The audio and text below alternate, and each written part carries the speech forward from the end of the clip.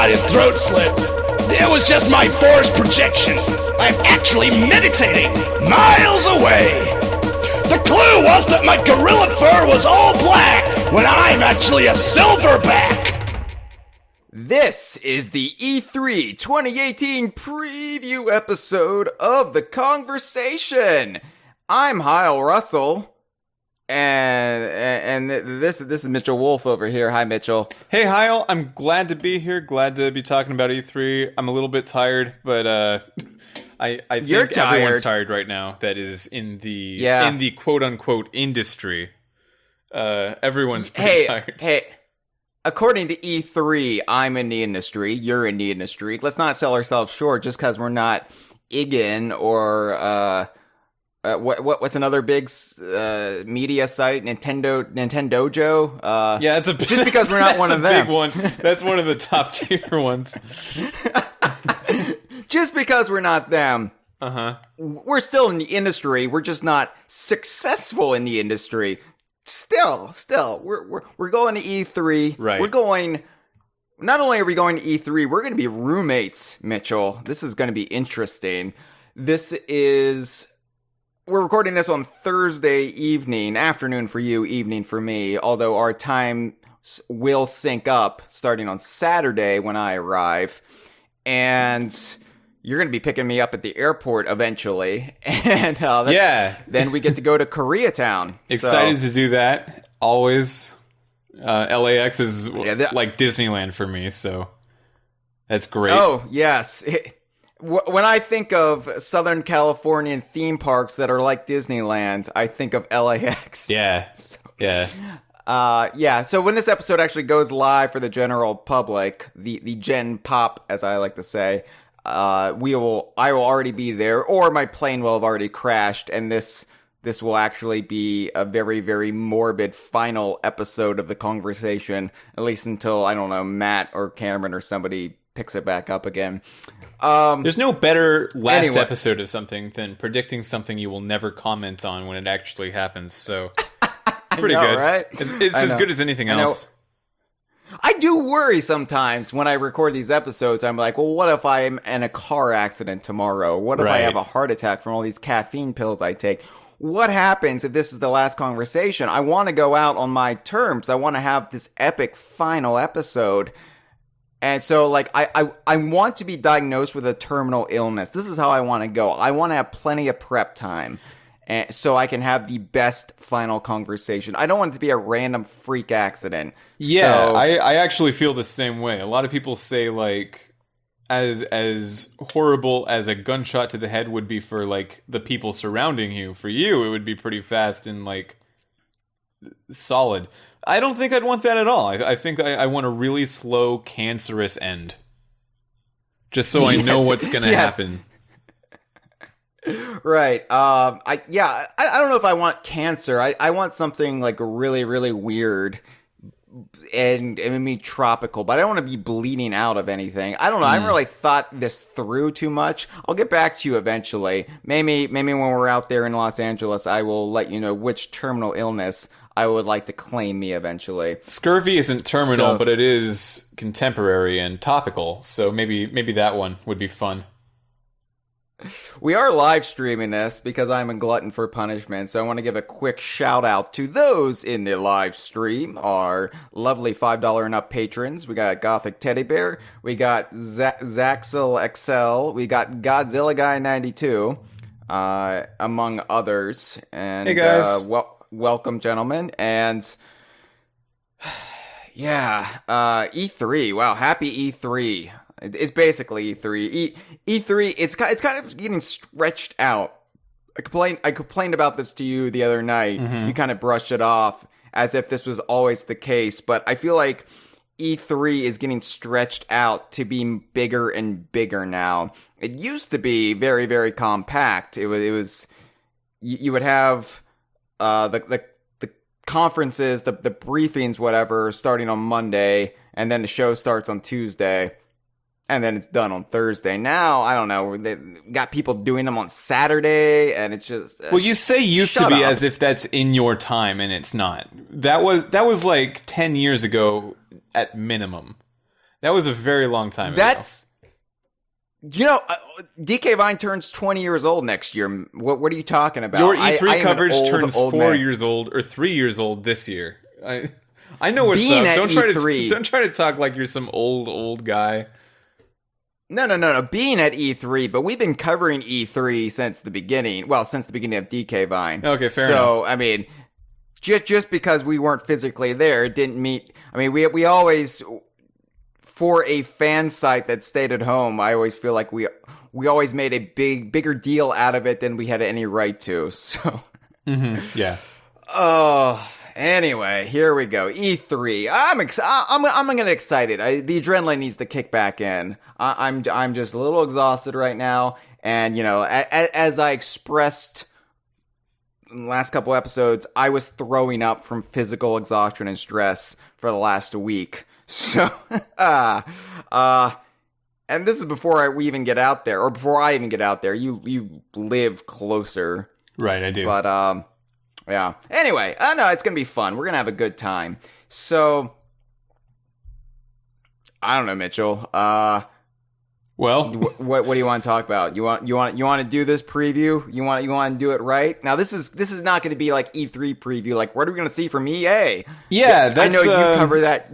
You cover that in your job for Super Jump. That's fine. I was gonna say, yeah, it's a bit. Conversation. There are some things that we won't cover in a conversation episode specifically because Pokemon's not important to you that I do care about. But for the most part, I do cover a lot of things for Super Jump that I'm not gonna say I'm entirely disinterested in. But it does sometimes feel more like a chore to be like, I've made my thoughts on EA pretty well known. I don't think they're going to surprise me.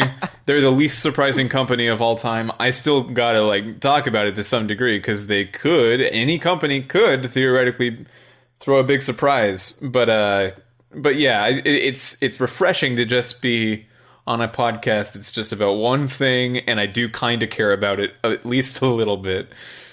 So that's fun. Yeah, give a quick plug to Super Jump real quick, since I'm taking your time away from them at the moment. Super Jump is a magazine and podcast that I write and podcast for. You can find us at superjumpmagazine.com, or you can find the podcast wherever podcasts are found if you just search for Super Jump, 2 words. And you can find me disinterestingly talking about EA, so everyone wants to hear that. Right. But we actually will have some and interesting stuff going on in the next couple of weeks for E3 coverage. But that's enough. That's enough plugging for me. Let's do this, Hyle. Let's get into it. Yeah. So yeah, you will be at E3 officially as a representative of Super Jump. I am as a representative of DK Vine. But we'll still team up from time to time, and it'll be fun. And we're going to be talking about everything pertaining to DK Vine, though, in this podcast. Everything Donkey Kong, Rare, Playtonic, etc. So, first of all, what we absolutely know is going to be at the show, the new Super Smash Brothers for Switch. This is probably the crown jewel. I would honestly say not just of Nintendo, but maybe the entire conference. This is just a really big deal. It's going to be the black hole at the center of this galaxy that everything is sucked towards. You can't not think about it, and thankfully we will get to be playing it on the Tuesday, so we have 2 more days after that to maybe not think about it as much, which is either a good thing or a bad thing depending on your attitude toward the project. So we will be playing it at the same time. We have booked our appointment to play Super Smash Brothers for Switch. We're playing it 3 p.m. to 3:45 p.m. Pacific time, and then we'll give our thoughts on it afterward. It's going to be the Tuesday of the Nintendo Direct, the day the show starts. So this is going to be one of the first things we do at E3. Yeah. And I don't know what to think because it's Smash Brothers. Mitchell, the last episode you were on of the conversation was talking about Smash Brothers. So we've been around this merry-go-round, this carousel so many times already. But, you know, the thing is with Smash Brothers, I am not a competitive player. I'm playing. You're playing the for glory, and I'm playing for fun. Right. So, and I didn't even know that there were different things to sign up until I talked to you and DK Vine, friend of the show, Tony Muniz, aka Mamechi, about it. Or I don't think I said his last name right. Never mind. Just pretend I didn't say it at all. And all three of us. You said his last name like the star of Malcolm in the Middle. Frankie Muniz. Maybe. Oh, I haven't seen them in the same room at the same time, so it could be the same person. But yeah, we all had different signups, different like groups, despite the fact that we all signed up for the same time at the same time. So here's the frustrating part. Okay, so we're going as media. We're going as press. Right. Mamechi is attending E3 as a fan, a general attendance. Mm-hmm. He got the email to sign up for playing Smash Brothers. Apparently, media didn't get the email. They didn't bother sending us an email. Yeah. But so we had to go fishing for it.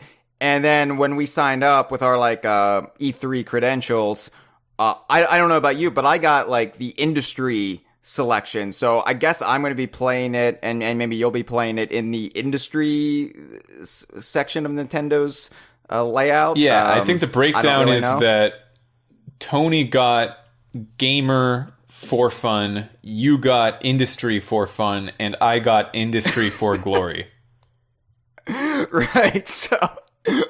So we will all be playing it at the same time, but in different roped off sections of their massive sprawling E3. It's not even a booth. Like what do you even call it? Their floor plan. Yeah, I guess it's technically a booth, but it is not, and it is not physically a booth. It's just floor plan is good. I guess it's a floor plan.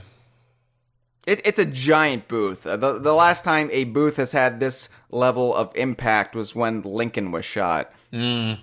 Topical. That was a long reach. Yeah, too soon too. I know, really. I know. I'm sorry. Considering, I live in Virginia, and once a day I see the Confederate flag on a bumper sticker. So apparently the Civil War is still going on. So I really shouldn't make light.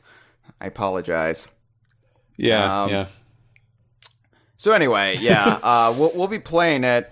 And I don't even know if they'll let me play as fucking Donkey Kong. Is it going to be one of those things where they give you, like, 3 options, like Mario, Link, and some new character they've announced? So I don't know.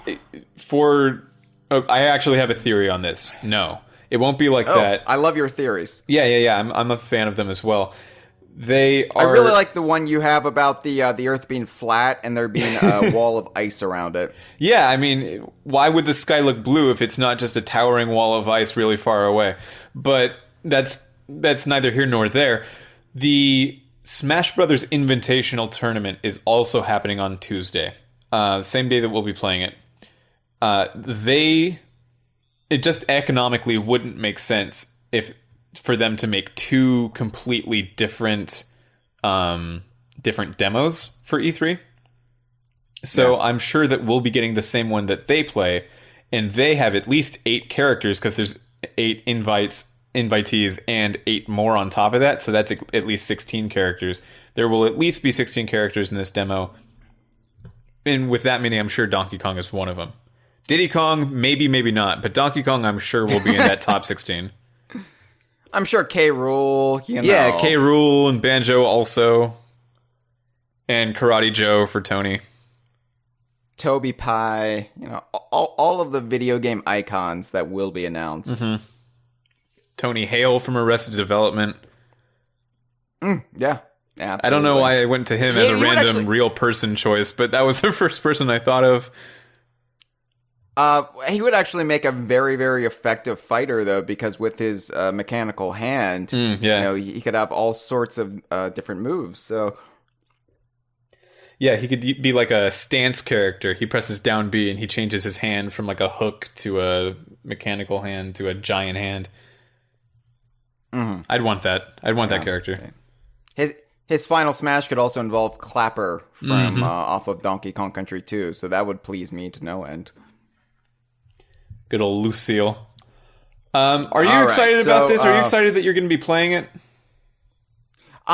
It's an obligation. I'll say that much. I am glad. I am glad we have booked our times with it. I'm glad we know we will be playing it. There will be no muss, no fuss, no waiting in a long line for hours on end, taking us away from other things. I'm glad, because last year E3 was a colossal clusterfuck, and it wasn't until the third day that everybody started figuring out how to properly manage the show now that it was open for the general audience. Right. So I'm glad that Nintendo had the foresight to do it this way this time around. And, it's always hard being a small media site like DK Vine, very small, very, very rogue and renegade, like Lorenzo Lamas on a motorcycle. It's very hard to actually coordinate anything with Nintendo because they don't really want anything to do with you. Because if they indulge you, even though you have a media pass, you're just taking time away from somebody who actually matters. So it's great that we successfully got in this time around, and it felt more of a level playing field for everybody to book their times. And yeah, I'm very happy. I'm very pleased that we get to play it. Whether I'm excited or not, look, I'm not the best Smash Brothers player, especially on a version I've never played before. So it's just going to be embarrassing. I was gonna say it's actually pretty fortuitous the way it turned out with those different groups. If we had to be in different groups, I definitely would like to be in the position where I can kind of just check out the characters without items on the stage and see how they work. And I think you would be much better in the position where we can go ahead and check out all those items and see what kind of actual content is in the game. So that's cool. I'm glad it worked out like that. For the game itself, I think I'm about the same as you. I don't know how much I'm going to love this game when it comes out. But for playing it for this week and for seeing all this news, I am very excited, actually. It's a bit of a different situation. Yeah. But in the live stream chat, by the way, we have some predictions here. This is an E3 2018 preview, therefore predictions go hand in hand, and why not let some of our lovely live stream listeners, I was going to say watchers, but they're just watching a title card right now. Why not let them give some predictions too? So absolutely, Gothic Teddy Bear says he legit thinks Minecraft Steve is coming in Smash Brothers. I wouldn't hate it. People think he's being sarcastic. Here's the thing, though: if they strike up a deal with Microsoft, do Banjo-Kazooie. Come on. I don't think it's either or though. I think it would be a bundle. I think it would be both. Capcom all right. and Sega both got 2 in the last game. And I think that if Nintendo went to Microsoft and they said, we want Minecraft Steve, Microsoft would say, hey, we're asked every day about Banjo and Smash. Please do that. And Nintendo says, we want Steve, and Microsoft says, do both, and then Nintendo thinks on it, and then they either say yes or no. That is how I imagine that going down. Especially because Phil Spencer has commented on Banjo and Smash. He's never commented on Steve and Smash. And it would be the same situation. Minecraft is always kind of kept separate and almost above everything else. So all the I guess Xbox characters, if the stable of franchises, you got them, and then you got Minecraft, which is it's almost obscured that Microsoft actually owns that. So all right, well, look, We'll give plenty of thoughts on Smash Brothers. We know this is coming. I feel like there's nothing much to talk about with Smash Brothers other than it's coming. Don't get your hopes up, but we're gonna be playing it. We're gonna be talking about it. You'll hear what we have to say about it this Tuesday. So, do you want a hardline Mitchell Wolfe prediction? Right, I'm gonna put my name on the line and I'm gonna give a prediction. All right, let's do it.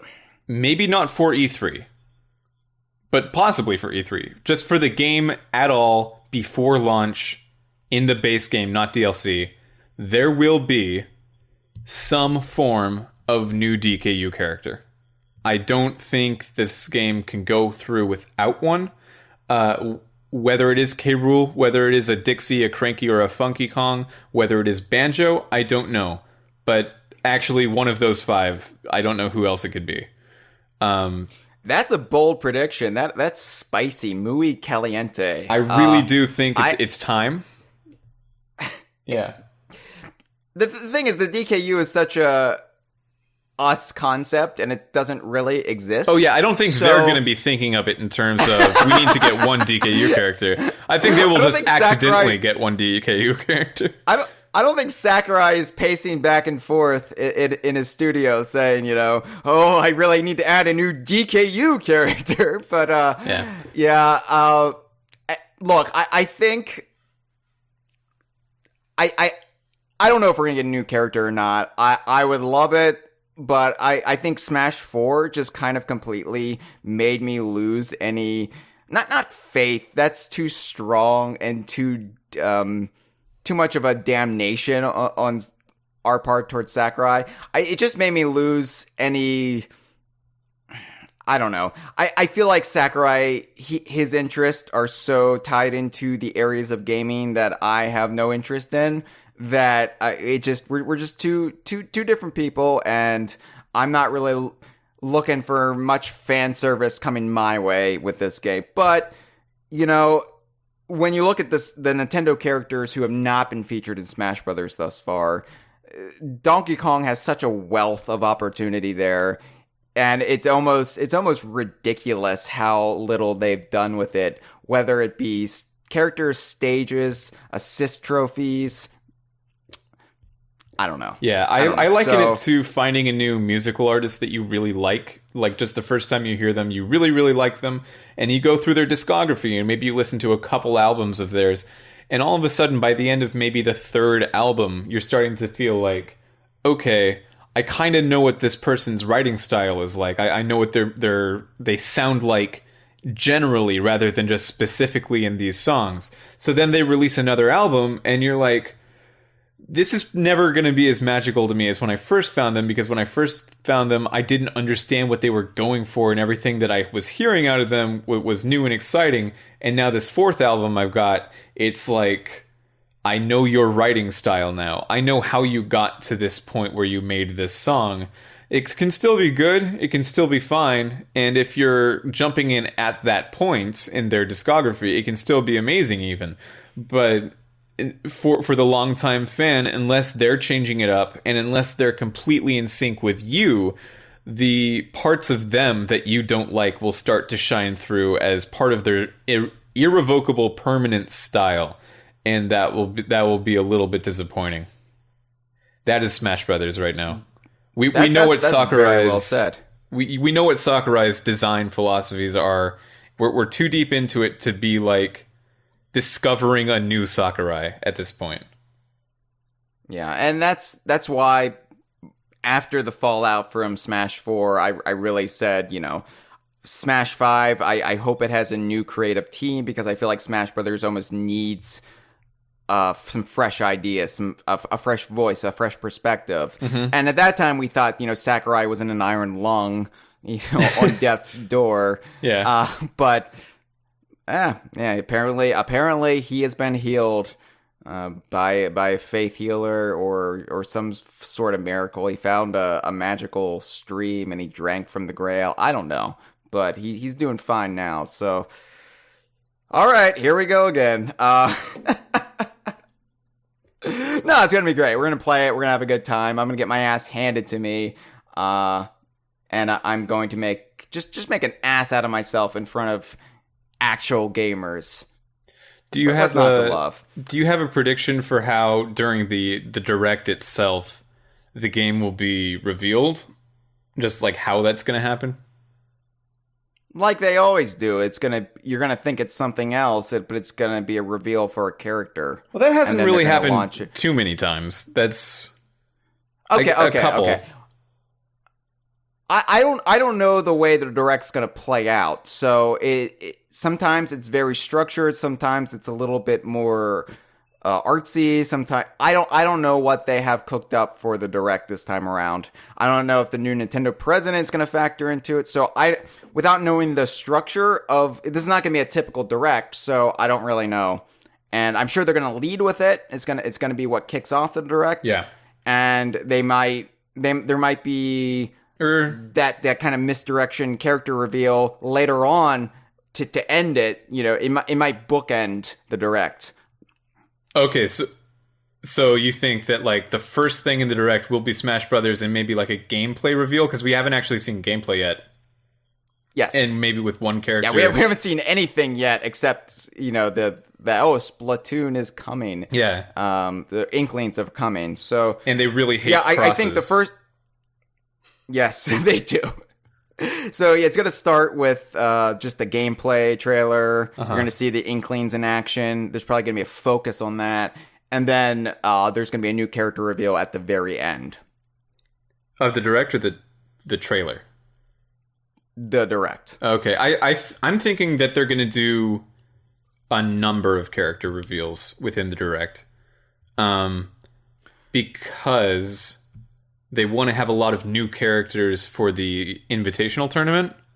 And if they don't have a bunch of new characters in the direct, they can't just show them in the tournament, right? So I'm thinking that there could even be, like, including the Inklings, maybe up to 5 new characters revealed, like, in a really quick amount of time.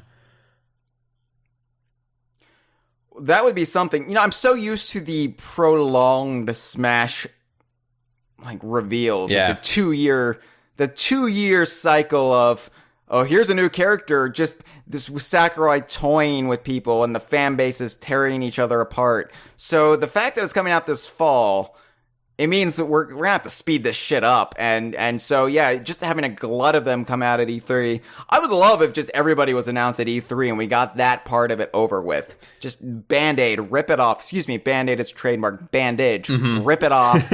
All the hair. Let's just wax it and know whether or not we're gonna have any new characters. And then that way the disappointment is over with and we can start building up looking forward to the game again, rather than just having that sword dangling over us all the time of oh, are we going to get this? Are we going to get this? Because that really does detract from the enjoyment of the final game. If you're somebody who's just so invested in a particular franchise or series representation, stuff like that. Let's just end it at E3. I don't think they're going to do it, but it would be great. I was thinking about how it's interesting that the entire news cycle for this Smash Brothers, because the announcement was in March, right? And let's say it comes out, it's rumored to come out in September, but let's give it another month and say it's October. That'd be 7 months. That's significantly shorter than the entire, even half of the entire, just the DLC run of Smash 4. It's very compact. It's very, very compact, very fast. I can't say I would prefer it any other way. Like, this is great. I'm really, really into the idea of, they just showed us that it's happening in March, but really this is the first reveal of the game. So even from now until October, that's 4 months. So that's crazy. That's crazy. It's a breath of fresh air, honestly. I didn't expect it to be like this. And I personally, like, I was still thinking there's going to be a delay. Like, it's not actually going to get out in time. I'm glad it's going to be more of a, not a blip. It's still a huge deal. But as far as the news cycle goes, it's going to come and go. Yeah. And we're going to get through it. And it's not going to just be, I mean, basically, the entire back half of our second season on the Kongversation into the third season was Smash Brothers. Yeah. I am so glad that that's not going to be the case. This Smash will have an appropriate amount of coverage, and I think that's all we could ask for. Right. All right, well, let's move on to other things that we know will be there.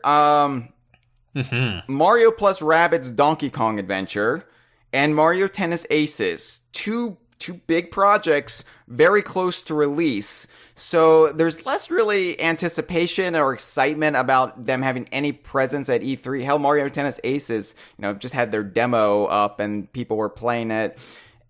So there's no playable Donkey Kong characters in it though, so I didn't care. But I'm looking forward to both very much. Mario Tennis Aces has been it's gotten great reviews. People who have played the demo love the hell out of it. They say it's more like a fighting game than it is a tennis game. And it's a return to form for Camelot. It's basically the best Camelot sports game since the GameCube era. Yeah, easily.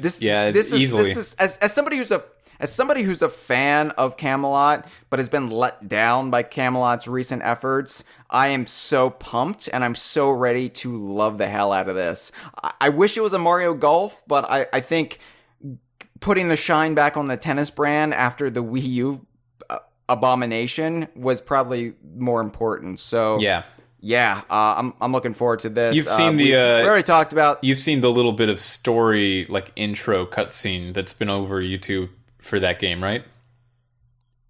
I've been remaining spoiler free up until now. So yeah, I'll just say I really liked it. Then it's an attention to detail with character that that I haven't seen from Camelot since the GameCube era. A lot of people would say that the Mario Tennis games are just like a really supplemental, tiny thing for the Mario franchise between major titles, and I think that is true.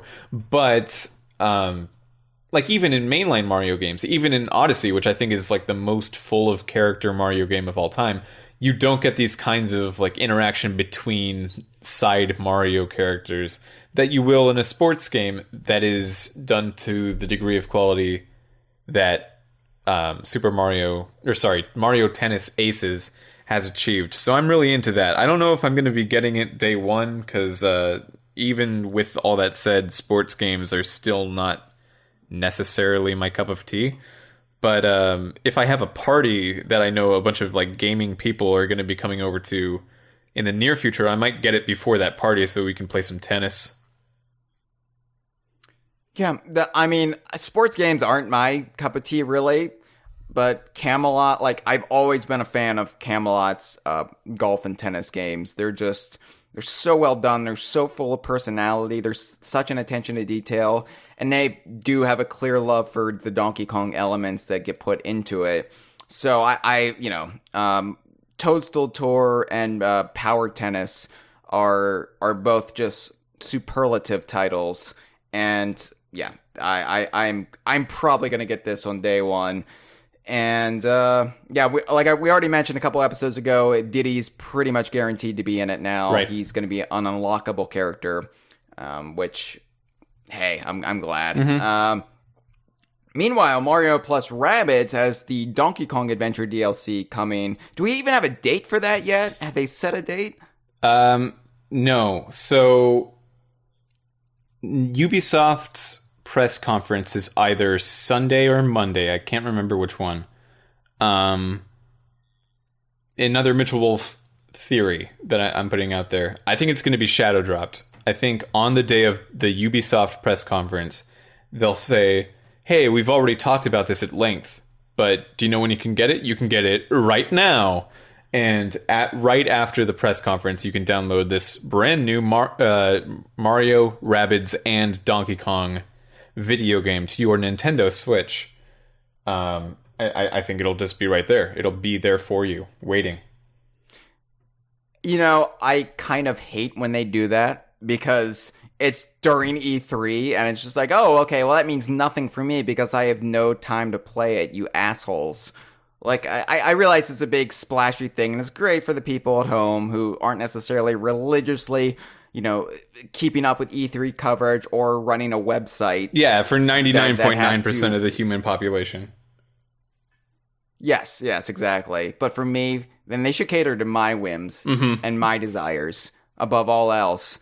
So, But I have suspected that. However, if they do that, I will not be getting it until the physical release of the gold edition comes out, because I might as well at this point, you know? Yeah, I already own the regular version of the game, so if they do that, I probably will be getting it that day, and I suppose we can just play it when we get home from that. Or I can play it and you can watch and you can get sad that you're not playing. One of the two. Well, you know, you and everybody else told me Mario plus Rabbids was the next Switch game I needed to get after Tropical Freeze. And then they announced the Gold Edition, and so I bought Yooka-Laylee. So yeah. I probably would have voted for, but based on what I know what kind of games you actually like, I would have voted for Zelda, but based on the games that you need to cover, yeah, it's Mario and Rabbids is the one. Yeah, so I will be getting that. As soon as physical release comes out, I will be getting the physical release of the Gold Edition day one. But we do know that at the E3 Coliseum, which always sounds like such a violent affair, but it's actually just them ripping off Comic-Con because, hey, general audiences are here now.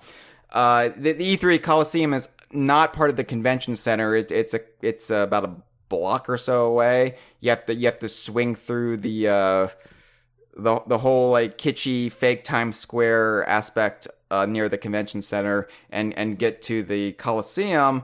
But on Tuesday at 1 p.m. Pacific time, Grant Kirkhope, I can't even say his name. Grant Kirkhope and this strange Dave man named Grant Kirkhope. Kirkhope and Dave Salini. Davide Soliani. So, okay.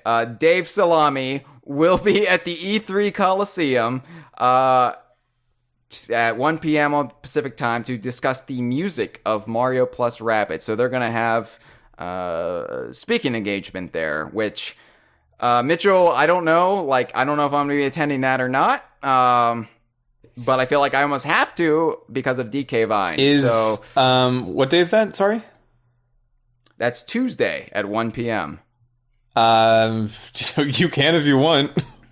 I'm not going to go. Yeah, we'll see. The thing is, with the E3 Coliseum, you have to get in line for it, and your only chance of getting in is if enough people empty out from the previous one. So, like, people can just camp out and just spend all day there, and potentially you have no chance of getting in. Since this is at 1 p.m., it's not like you can, like, just get in line and then leave. You would have to get in line early in the day and then sit through a bunch of other stuff until Grant Kirkhope and Mr. Salami get on stage, and then you can leave. But last year we did it because Rare was speaking, a bunch of Rare staffers were speaking, and they were like the second or third, I think they were like the third one of the morning. We had to sit through we had to sit through Ivan Reitman from Ghostbusters and some sort of other thing. Maybe there's another thing. Maybe it was just Ivan Reitman. But anyway, I mean, Ghostbusters is my favorite movie, so I didn't necessarily hate that. But we had to sit through that to get to Rare, and then we could leave. So it was good timing last year. This, I'm not sure about, especially since it's 2 hours before we play Smash Brothers. We'll see. Yeah, I would be nervous about even getting back in time. But I'm sure, I think last year all of these things were streamed. So there will be a way to access the information somehow, I think.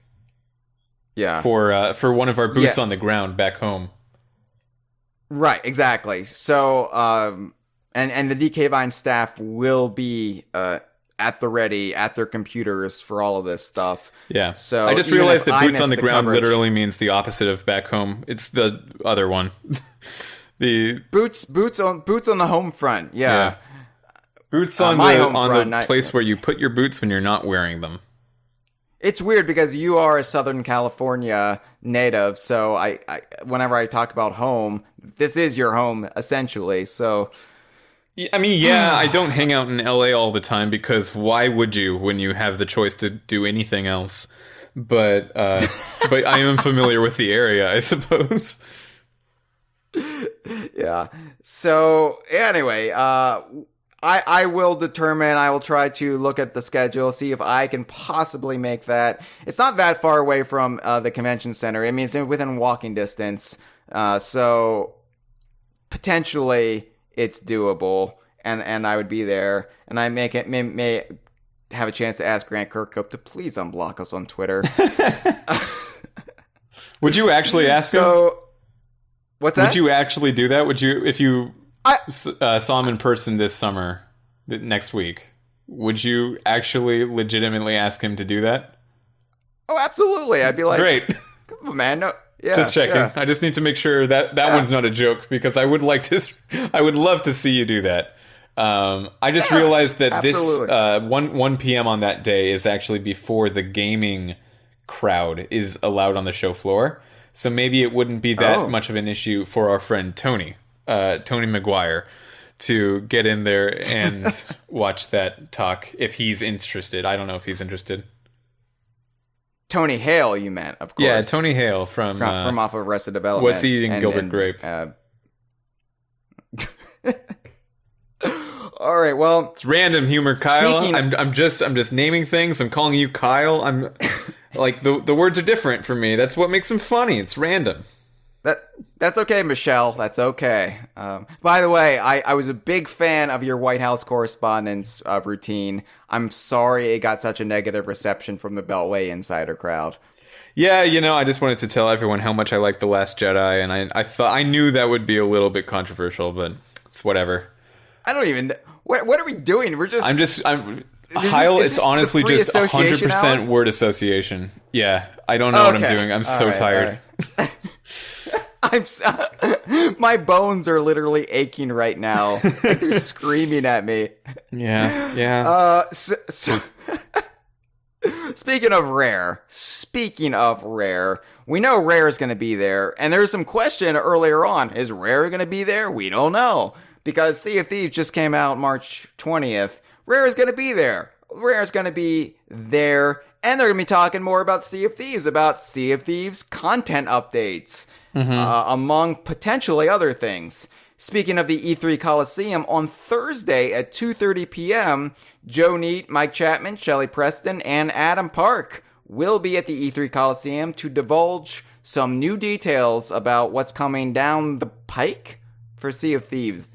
What does that even mean? So, I was actually surprised to see Sea of Thieves get another E3 Coliseum stage show. It just seems like the game's been out for almost 3 months at this point. I care, obviously. A lot of DK liners would care, but among the general audience, that's kind of surprising that they're going to go for it. So hey, yeah, I'd like to see. Do you know the topic that they'll be talking about? Not only do I know the topic, what is but it? I'm going to read you verbatim. Oh, okay. The topic from the E3 website. So it's called Sea of Thieves: Talk of the Tavern.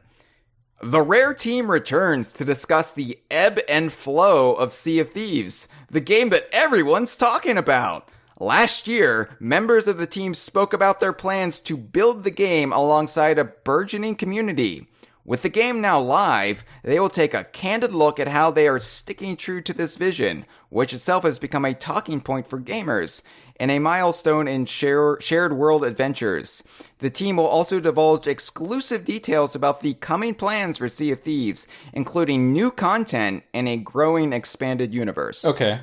So we might be getting some details about the Chris Alcock book, but yeah, I don't know. That sounds really interesting to me, because while they have talked a lot about the technical issues that the launch had, I don't think they've talked necessarily as much about the critical issues that a lot of people have had problems with Sea of Thieves, just based on literal amount to do, and I would like to see if they address that in some way, see what their thoughts are on it. Maybe they just totally disagree and they're mad about it, but I want to hear that, you know.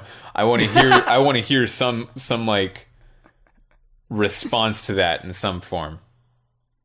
These are some of the most easygoing people in the play. Like, I just the visual of them being mad and like furiously like pouting on stage. Shelley Preston just cusses out the audience. Yeah, this is the next to last event at the E3 Coliseum. I'm gonna try to attend the Grant Kirkhope thing. I don't know if it's going to be feasible given the timing. I will be attending this one. Okay, just because. Cool. It's Thursday at 2:30. There's not much else to do the last day of the show. This one I definitely can't. I have an appointment that time. You have an appointment? Like the doctor? Is it terminal? Is this how you're going to die? It's an appointment with Dr. Nintendo. Oh, okay. Yeah. All right. Yeah. Well, Dr. Mario, you mean? Right. Wait. Right. Yes, that one's Nintendo. That one is a... appointment. Dude, I have a lot of appointments. I didn't think I'd get any appointments, but then it turned out that if you're on the media list in a certain capacity where you say that you are a generalist coverer, like a lot of people, a lot of people will just send you emails saying, hey, do you want to make an appointment for an interview? And I was like, at first I was green and I didn't understand all these emails coming in. It's like, of course I do. Thank you so much for thinking of me. And then in 2 days I was like, oh, I have 7 appointments now. This is not good. This isn't okay.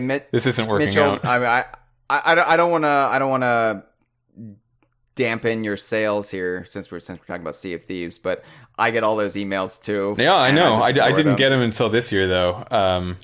Yeah, for whatever reason. Yeah, I get about 5 to 10 a day, and unfortunately none of them have anything to do with DK Vine. And like part of me is like, maybe I should just do this for kicks, like schedule an appointment with somebody. But there's no reason to. So yeah, what's the DK Vine take on like Metro Exodus? We'll find out soon. The last one I got, let me see. I got something from I got something from the Evolve PR team. It says, drop into the zone and fear the wolves E3 trailer. I do fear you, Mitchell. Yeah, you should. No, I got something like, check out our gaming chair. I just got the gaming chair the one. last hour. Yeah. It's like, oh, check out our gaming chair. Book an appointment to have an exclusive go with the gaming chair. And I'm like... no. Yeah. Because are you really just going to sit in a chair? Do you think that's what the appointment is? Just sitting in a chair? Honestly, the way I'm feeling right now, that sounds delightful. Actually, yeah. That sounds pretty great. There might still be time I can book an appointment to sit in a chair. Yeah. Oh. They actually, last year they had this thing. I don't know if I talked about it on the conversation. They had these these people are demoing this product where they put these pads on you and they put like electrical surges into your muscles and they made your muscles jump on your back. And it was supposed to be super relaxing. And normally, like, I'm a glutton for that kind of stuff. Like, one of my dreams is to get Rolfed. Look it up. But I'm like full on into the massages that completely abuse you, where they twist you in half. That's my bag. Like, if I could have every joint in my body cracked, that would be completely orgasmic for me. So this would be like right up my alley, but it was just weird and it made me more tense after the fact. So I'm still going to do it again this year if they're there, but I didn't enjoy it. I'm watching you keep talking. Yeah. I'm watching a YouTube video about rolfing. Oh, okay. Yeah. Yeah. It sounds delightful for me. I want to have several rolfing sessions. Ow. It looks hard. It looks like it hurts. Yeah. When the big time money's coming in, when DK Vine's fully made, when we're getting actual views on our YouTube videos, I'm going to get rolfed, baby. So, I might just need it after this E3. I swear this E3's kicked my ass harder than any other. What it is, it's that like when I was doing this with Chad, it was, you know, it was a full on like dividing the efforts, and we did what we were good at. Now that I'm basically the sole editor in chief of DK Vine, I have to basically do everything Chad did and do everything I used to do, and I'm also like a chronic worrier, and I suffer from anxiety, so that just takes a further physical toll on myself. And yeah, no, I know what you mean. What was I talking about? Oh, Rolfing, right? Rolfing or the Sea of Thieves content. Do you want to just talk about the Sea of Thieves content, though? I think the Rolfing let's talk thing about the sea of ran Thieves its content. course. Right. So I think they're going to be showing off at the Xbox briefing. By the way, we will both be attending the Xbox briefing. Yep. And Mitchell, I haven't talked to you, but we need to get there in plenty of time so we can get choice seats. Seems excessive, but all right. I mean, what else do you have going on Sunday? Dude, a lot. a lot. Oh, really? Yeah. Really? Okay. All right. Well, we'll just play it by ear, okay? We'll see what happens, and then it'll happen, and then it'll be something that happened, and then you can talk about it afterward. Yeah, that's how it works. It's good game plan, Mitchell. So, yeah, so I think they said, like, they straight up said at the briefing they will be talking about cursed sales. Yes, the next big content update, which, did you play The Hungry Deep at all? I did. I finished it. I did the thing. Yeah, I quite enjoyed it. Of course, we had an 8-hour stream for it, full of comedy of errors. Listen to the last episode of the Kongversation for more details on that. But I quite enjoyed it, so I'm really looking forward to seeing how else they're going to do content in Sea of Thieves, and where it'll grow and evolve and take the game from here. So, yeah, absolutely. I'm looking forward to it, and I'm looking forward to seeing if they announce any further details, any more surprises about things beyond the cursed sales. Right. It would now, seem there's also maybe like too early to do that. Like, I don't know. Do they want to talk about the thing after cursed sales before cursed sales is out? It seems strange. I think what they need to do, though, I think they need to show people that, hey, if you thought Sea of Thieves didn't have enough going for it at launch, that was just the very basic skeleton or skelly. Well, speaking of skeletons, we've got all. They have skeleton we've thrones. Got all of this coming out. What's that? Skeleton thrones. Yes. Yeah. Yes, there are skeleton thrones. They could do a thing where basically they said, today is one of the last days, because it will be one of the last days, to do the Hungering Deep side quest. But this coming week, starting just in a couple days, the Skeleton Throne side quest will be there as one of the first weekly updates, and then you'll have Cursed Sails, and then you'll have this other weekly update, and then you'll have the Forsaken Shores. And if they can do that and just touch a little bit on everything, I think that would come off really well. That would show that there is a ton of new content, and if they can show each of the pieces of content just a little bit, I think that would be worth it for a E3 slot. Otherwise, I'm not sure like how big of a deal this is compared to the other announcements of E3, and I do want it to seem worth it. I know. I mean, it's not going to be a big deal just by the nature of it is a released game. But I think what they need to do now, as far as their messaging goes, is to show that Sea of Thieves is going to be a vibrant, evolving gameplay experience. And if you didn't think there's enough going on for it at launch, that was just the play setting. Here comes the actual meal. So. If they can pull that off, and you know, it's what I've been saying, it's what I've been harping on since it came out. But I think with the Hungering Deep, I really feel revitalized as far as, okay, so that was a lot of fun. I'm ready to see what's next, and I'm jazzed up again about talking about Sea of Thieves, because I feel like I'm just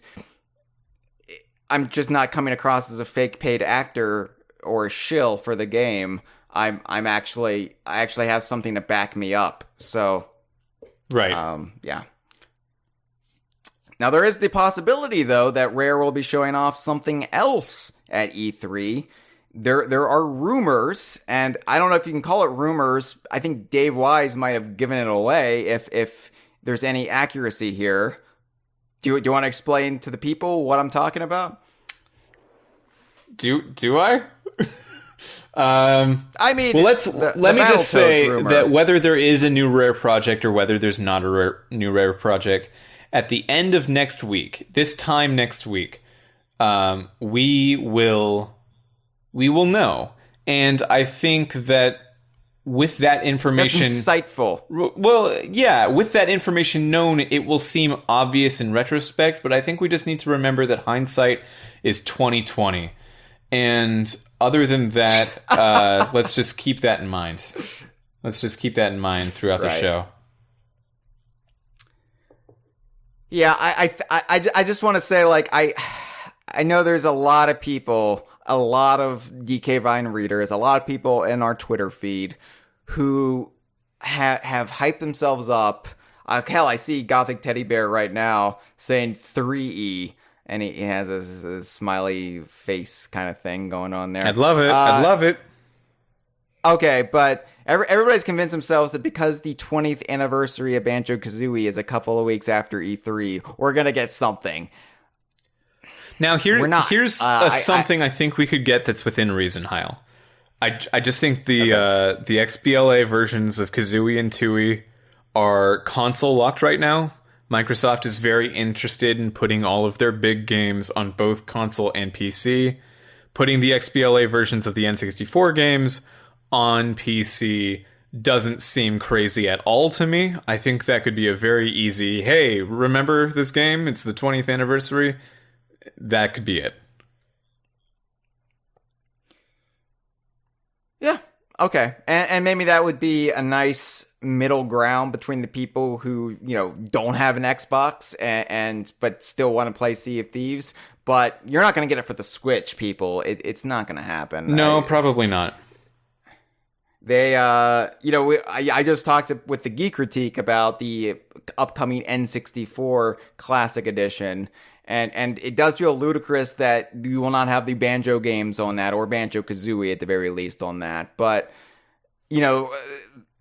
I think Microsoft is very protective of this because it is a big game for them to have exclusive rights to. They just released Rare Replay a couple years ago, so I don't foresee them trying to get it on a Nintendo platform. But if people can play it on their PC, then hey, at least that's an option for them. Whereas before, they would have to buy an Xbox. So yeah, I'm thinking about it, and I think other than Halo, Banjo-Kazooie might actually be... other than Halo, other than Minecraft. Other than Minecraft, yeah, right. Banjo-Kazooie might actually be the most beloved Microsoft IP, despite being one of the least utilized Microsoft IPs. So, I understand wanting it on Switch. I definitely also do. I think it would be great on Switch. A 3 or a remaster or just a port. But they won't. They just won't do it. For reasons that have been reiterated many times over many years. And it's not just Microsoft, it's also Nintendo. They also don't want to play ball here.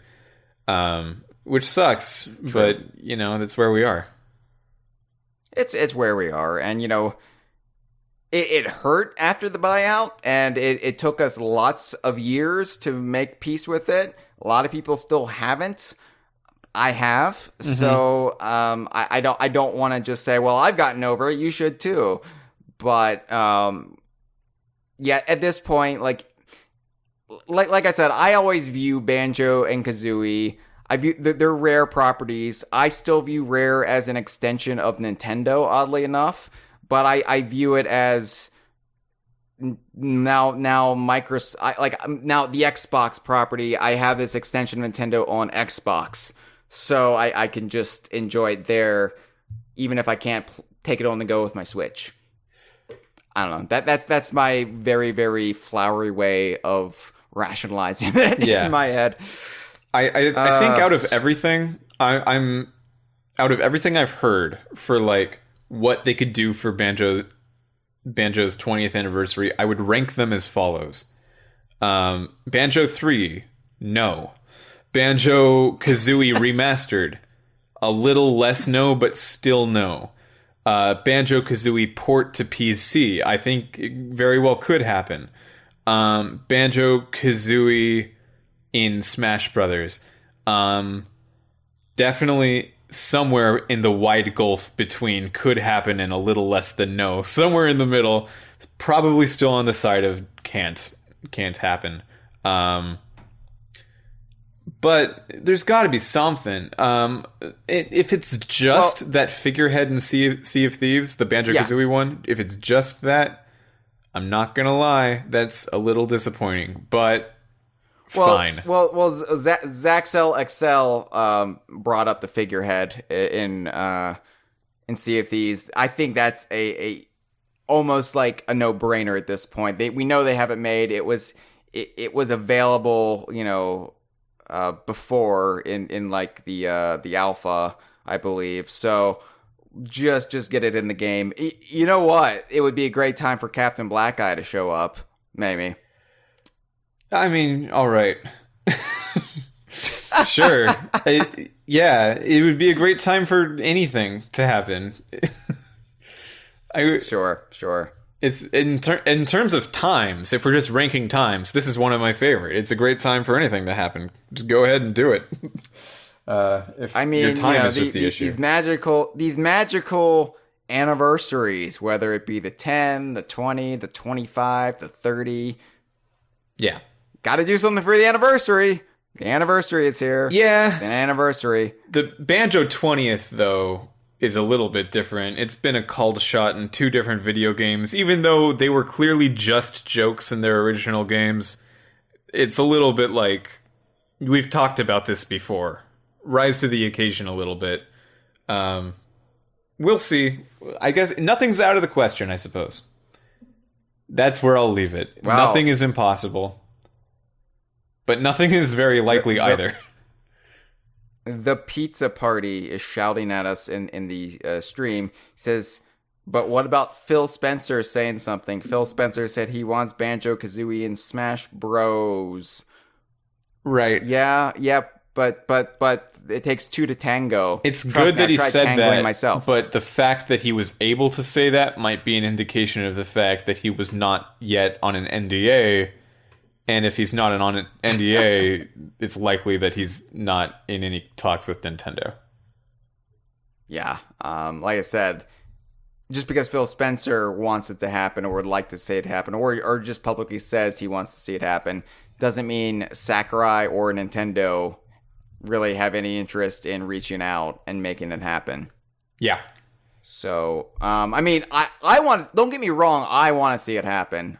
I think it needs to happen. I think when we're looking at characters that have an importance for Nintendo's history, Banjo and Kazooie are some of the biggest characters yet to be in Smash Brothers.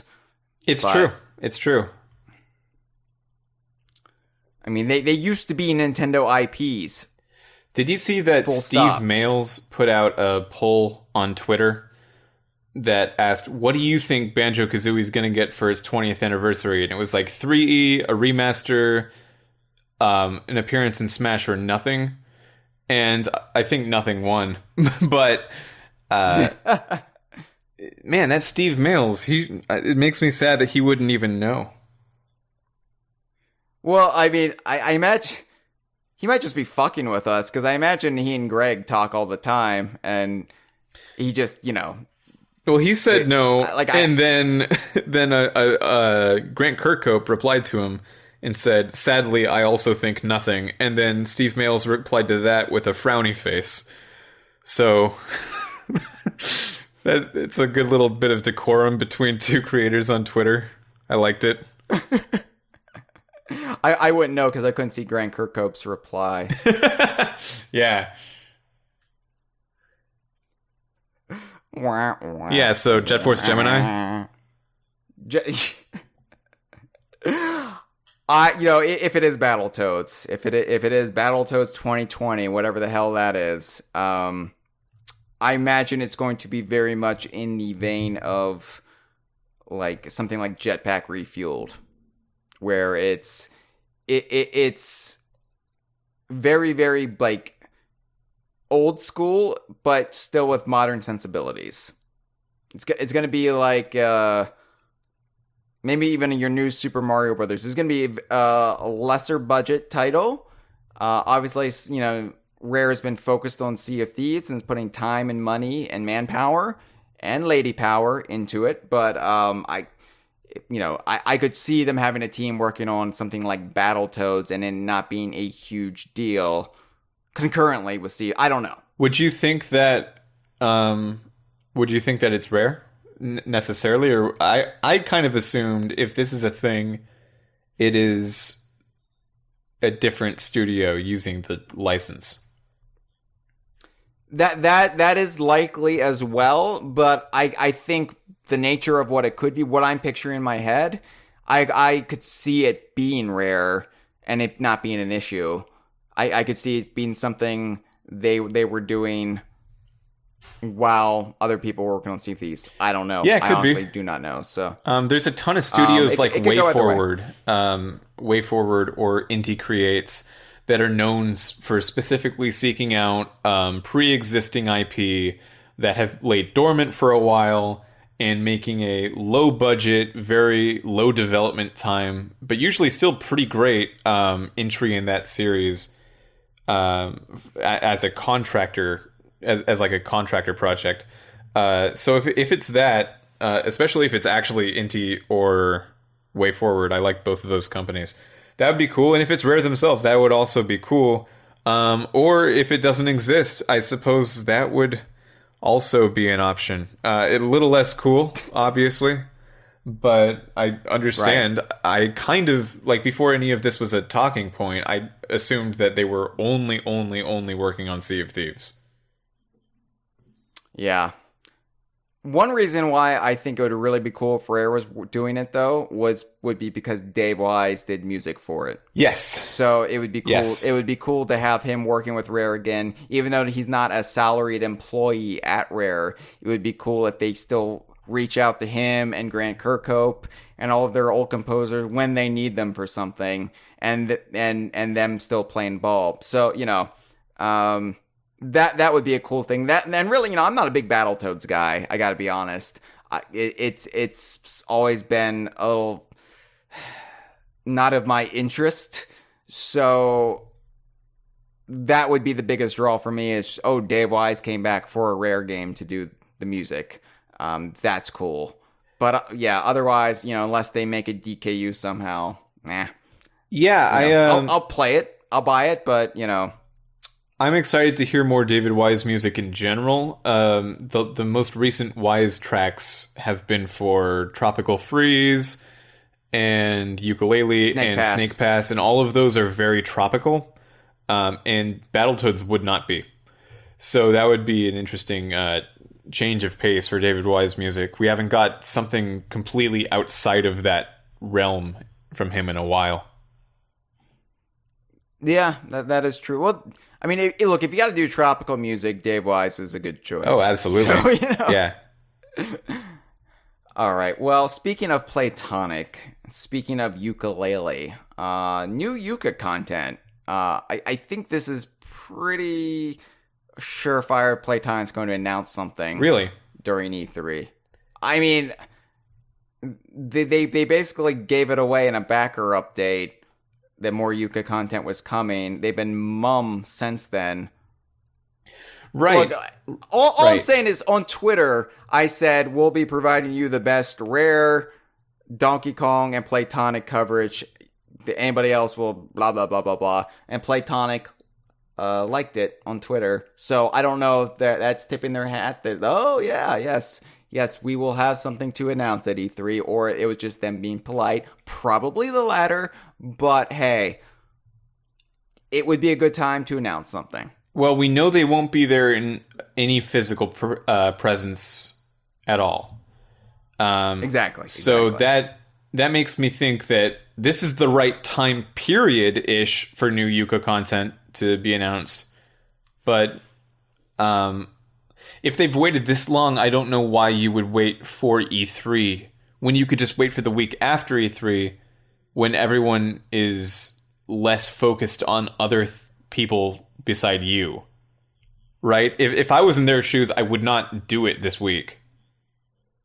You could make the argument both ways because this is the week where people are the most plugged into following video game news. So even though you will not have a domination of people's attention, you will not have a monopoly, you're still potentially going to get more eyeballs if you announce it this week than you would when the whole media cycle is not so much focused on the gaming world. Yeah, the game is over a year old now, and we're still looking for that DLC. I think interest in the game is... They spent so long getting the Switch version out. Right, so, right. And they did that in-house, and that was pretty much, I think, a big draw for their backers. So I feel like that is why for those of us who got it on Xbox or PlayStation or PC, yeah, it's been a long, long time. But for those who got it on a Switch, it's only been half a year.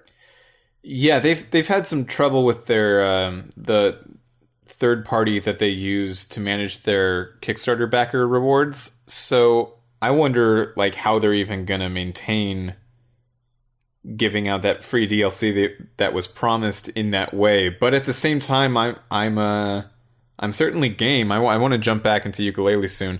I don't have it on Switch, and I've kind of been waiting for some like bigger reason to dip in a second time, and this would be that probably. So I'm excited.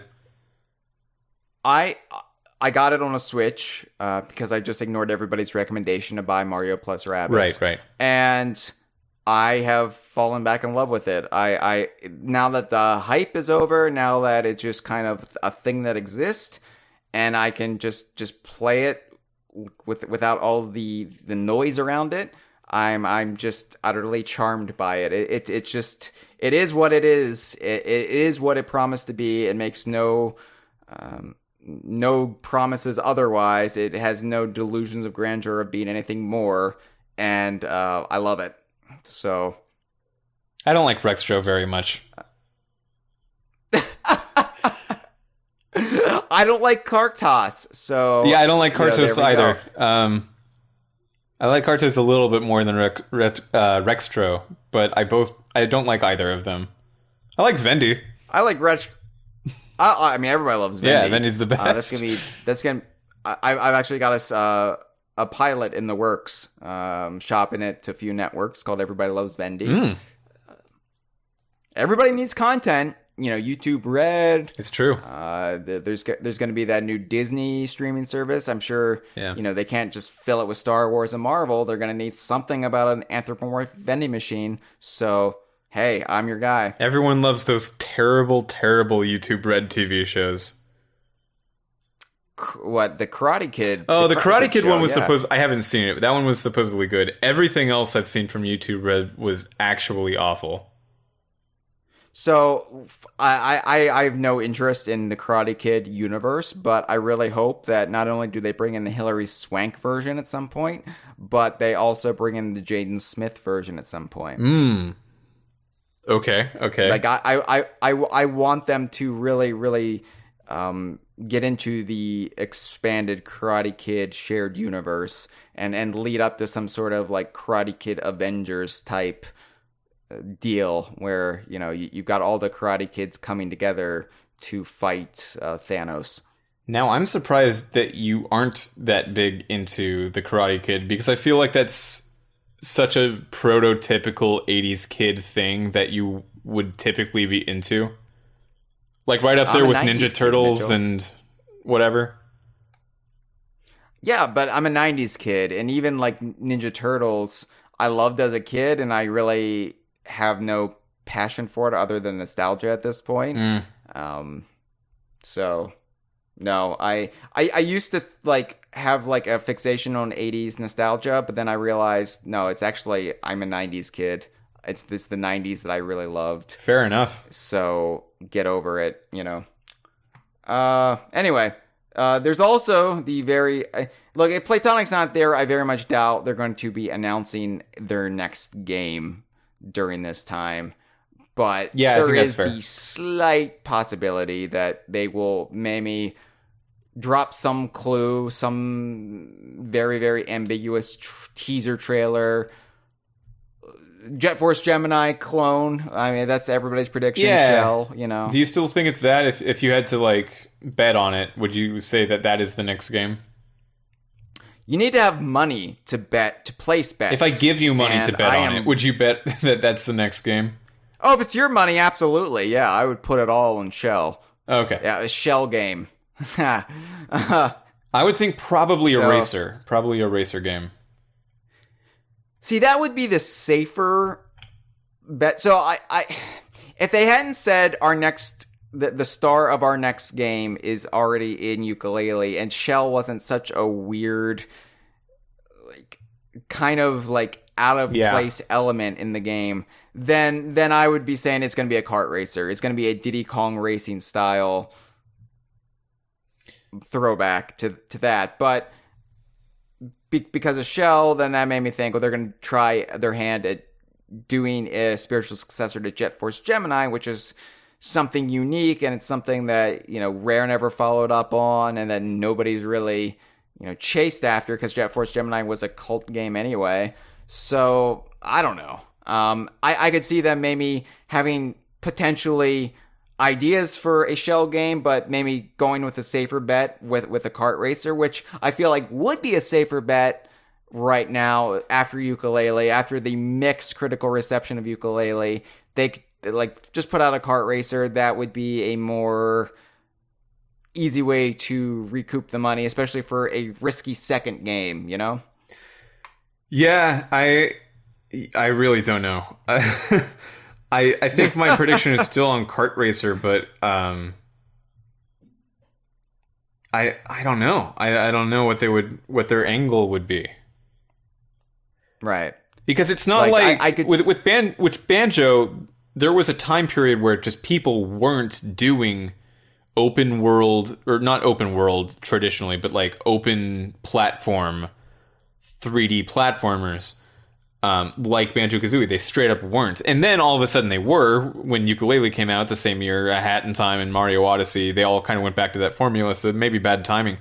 But it's harder to put my finger on, like, yes, Diddy Kong had an adventure mode. Diddy Kong Racing had an adventure mode that they could, like, get back to. But that's not super uncommon altogether. I don't know what their big, like, this game is interesting and different and unique because X. I don't know what X is for their racing game, you know? You could just take the concept and just evolve it further and further, like just add to it. Or you could do Donkey Kong Racing, where, you know, that trailer, and that's all it really ever was a trailer and some concepts, but they could take that, the whole raising, training animals and racing them, and they could do something with that. That would be something that I think a lot of Rare fans would be hungering for and have hungered for since that trailer that was never fulfilled. Yeah, and I suppose they Saberman could Stampede that was canceled. But, you know, I don't know. I think it would be great if we had some clue what Playtonic's next game was, but I don't mind the guessing game. It's not like it's frustrating, like which characters are going to be in Smash Brothers. It's more just a fun intellectual exercise that will only grow old if it's a year or two before we get any clue if Playtonic's doing anything else. So I would love it if the DLC for Yooka-Laylee ended with giving you some super hard riddle that was a clue to what their next game was going to be. I don't want them to come out and say, hey, we got Yooka-Laylee coming on. But I would like some sort of almost what they did at the end of Banjo-Kazooie, but more like we're not giving you all the clues. We're not telling you that this game is coming. We're not telling you what it is, but there will be another game. Here's a poorly written Goonies riddle for how to figure out what the game is gonna be. That I would really like.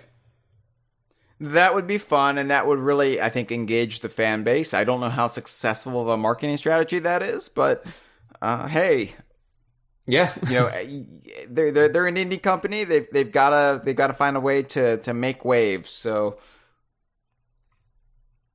sure. All that being said, they might not even do anything during E3. So speaking of racing games, there's that stupid rumor about Retro doing a Star Fox thing. Yeah,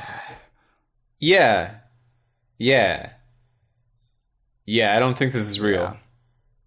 Yeah. No, I definitely don't think it's real. Do we think we're going to see Retro's new game, whatever it actually is? No. Yeah, okay. No, I don't. Earlier this month, there was a lot of rumors going around for both the Star Fox Racing game coming out of Retro, supposedly, and Pokemon Let's Go Pikachu and Eevee.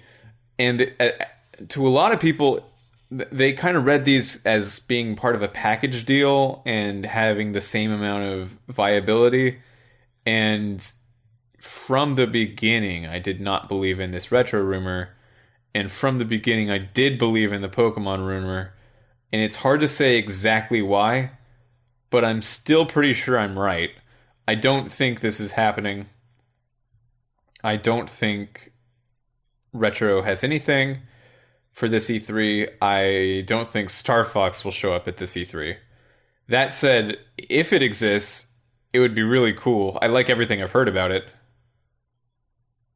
So, like I said on the episode where we actually discussed it, I don't think it's happening. I think it's a silly rumor, but I would be happy if I were wrong. Yeah, same. Yeah. Finally, Donkey Kong.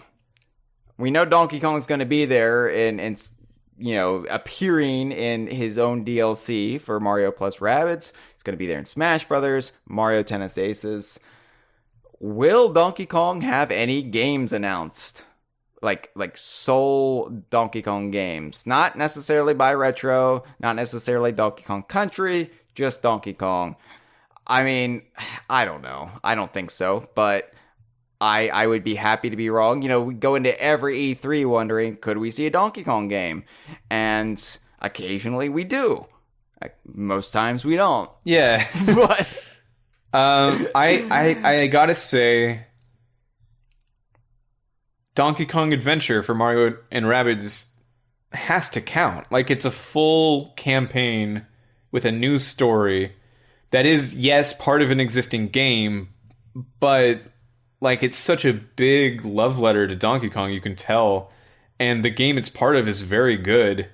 I don't want to undermine that. I don't want to say that there's no Donkey Kong games when this is clearly happening.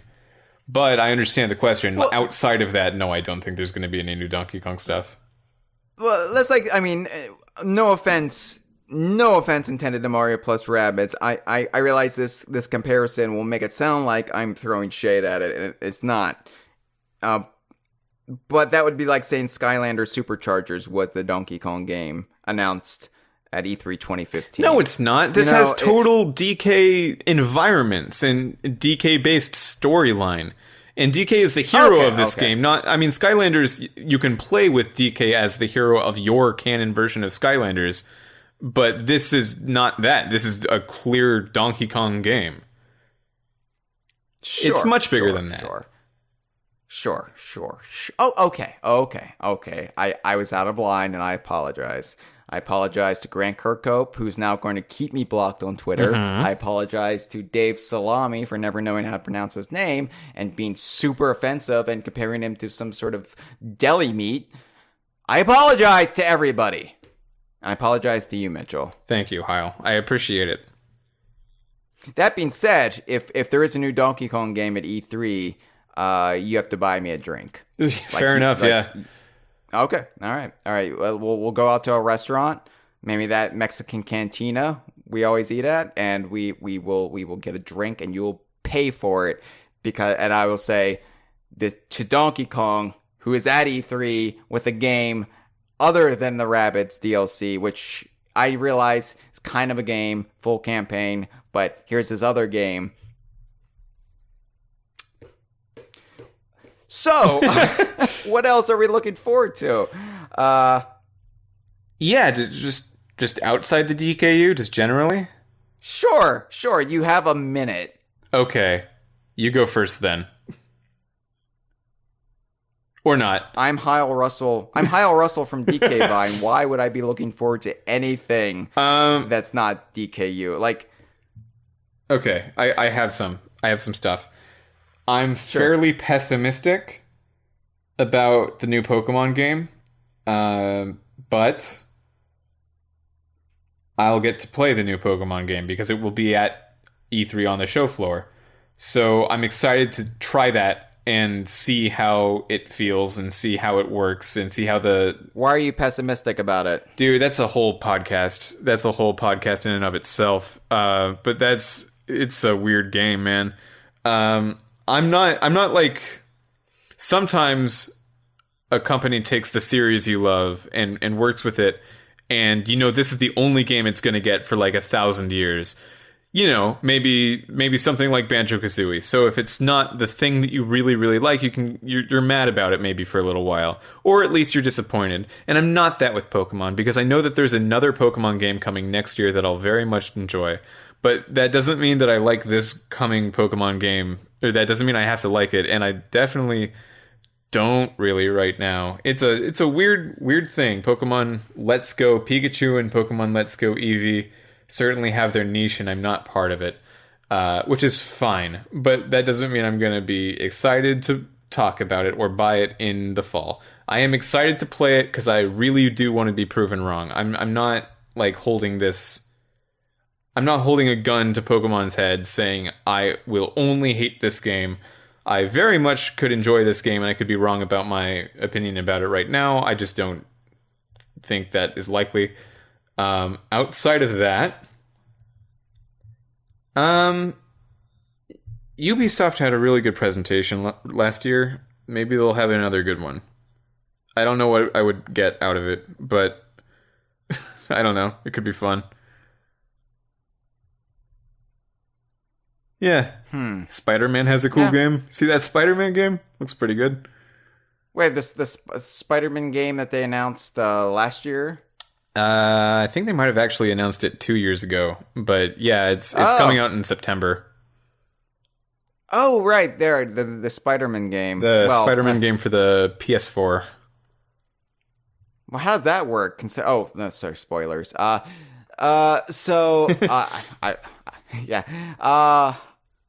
Okay, well, yes, there's the Spider-Man game. So I took that Spider-Man game to be like their answer to the Batman Arkham games. I guess it's a really different kind of game. Like it looks super acrobatic, which I'm excited about. Just flinging yourself around rooftops with your webbing. That's a really cool. But that's what you do game. With Spider-Man. Yeah, just like the Batman, he hangs out on gargoyles and swings down and beats people up. Like, so I guess the thing that they have in common is that they are big budget games and good, probably, which is good enough. It's a good thing to have in common with something. Actually, you know what? There is something I'm looking forward to that's not DKU. What's that, Hyle? I actually am looking forward to that electrical muscle massager. This has been a File 2 production.